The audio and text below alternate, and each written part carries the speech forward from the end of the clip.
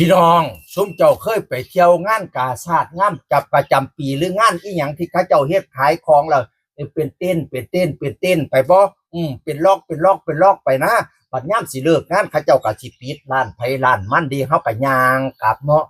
ตอนย่างกลับนี่โอ้ยเป็นตาย้านคือหยังดีเนาะเขามาผู้เดียวคือคนลัดตีเนาะเขามีปัญหากันนั่นน่ะนี่งานป่าอยู่ที่อำเภอศรีสงครามจังหวัดนครพนมขออนุญาตเพจฮักศรีสงครามหรือเพิ่นเอาข่าวมาฝากมาตอนงานป่านี่สิจัดประจำทุกปีนี้เป็นปีที่22แล้วพี่น้องเอ๋ยซุ่มส้นถูกซุ่มส้นมารวมจัดด้านกันเฮ็ดแต่งร้านงามดี9 ตำบล109หมู่บ้านพี่น้องเอ๋ยแล้วก็10องค์การการปกครองท้องถิ่นมาจัดซุ้มแต่ละซุ้มสวยงามพระราม8มีการจัดหุ่นป่าแต่ละตัวอุ้ยงามเงาเจ้าไปเที่ยวกันแต่โคบศิลปินกับไปลายตอนนี้เกิดเหตุการณ์ตีกันลุ้มตีกันว้ายเป็นตะย่านพี่น้องเลยตีกันอยู่หม่องซุ่มที่เขาจัดรายการแต่ว่าโอ้จัดค้าขายนะร้านขายนะพี่น้องเอ่ยขนาดเพิ่นประกาศห้ามจำหน่ายและดื่มเครื่องดื่มแอลกอฮอล์ทุกชนิดป๊าดบ่ให้ดื่มบ่ให้กินห้ามพกอาวุธปืนอาวุธมีดห้ามทะเลาะวิวาทห้ามจัดให้มีการละเล่นการพนันที่บ่ได้รับอนุญาตห้ามเสพพกพาและก็จำหน่ายสารเสพติดผู้ใดฝ่าฝืนสิดำเนินการทางกฎหมายพี่น้องเอ้ยเพิ่นประกาศแล้วพี่น้องงานกินงานป่าตั้งแต่วันที่17ฮอด23ป่านนั่นก็ตีกันพี่น้องเอ้ยลุมตีกันไปเป็นตาย่านคือหยังนี่ขอเบิ่งคลิปนะขอสิเบิ่งคลิปจักหน่อย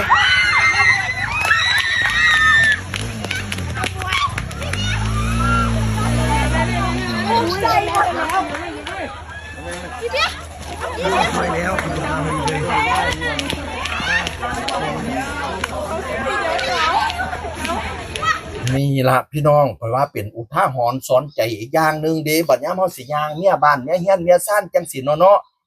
ร้านค้าเขาก็ปิดเบิดแล้วบัดนี้มันเป็นลอกไปนะจังงานบ้านข่อยก็คือกันนี่ล่ะร้านค้าก็สิปิดเป็นลอกไปบัดนี้เฮาก็เป็นทางย่างมาน้ำศอกหลีกกันเนาะมันมาลาดตีเฮาบัดเนี่ยเฮามาผู้เดียวมันมาเป็นปุ่มเป็นเป่าเนาะซุมมันสิลาดตีนั่นน่ะเป็นตาสร้างให้ซัวซ้ำนำมาก่อนตั้งแต่มื้อแรกได้งานมื้อแรกได้ขายหนังขายตาเด้ออำเภอศรีสงครามเขาเจ้าก็บ่ไปเที่ยวหรอกครับเป็นตาย่านจังสิพี่น้องเอ๋ยแต่ว่างานเขาเจ้าจัดดีมากเลยแต่ละร้านจัดดีมากเลยพี่น้องเอ๋ยนั่นล่ะฝากไปนำแน่เด้อวัยรุ่นน่ะอย่าสุตีกันหลายสิมาตีมาฆ่าเฮ็ดหยังเขาจัดงานให้ม่วนให้ซื่นนั่นน่ะคันมักตีมักฆ่าพุ่นไปชายแดนเขมรกว่าเนาะละแม่นบ่มื้อนี้มาเว้าข่าวทางนอกทางในไฟดับมืดคือก็เลยมาเล่นเว้าข่าวน้ำหมาน้อยทางนอกซ้ำนี่ล่ะเสียงคือคนเก่าเว้าสู่ฟังสวัสดีครับ